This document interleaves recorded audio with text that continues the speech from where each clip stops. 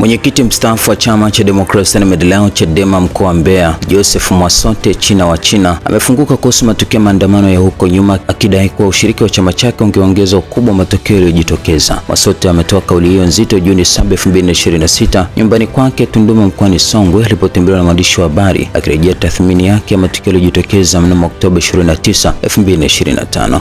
Mwanasiasa huyo mkongwe alibainisha kuwa alikuwa kizuizini wakati wa matukio hayo. Ameeleza kuwa kutokana na uzoefu na msimamo wake wa kuwa mstari wa mbele katika harakati za huko nyuma, ushiriki dhabiti wa Chadema ungeleta mtikisiko mkubwa zaidi mkoani Mbeya kama mambo yangebuniwa na kupangwa kimkakati.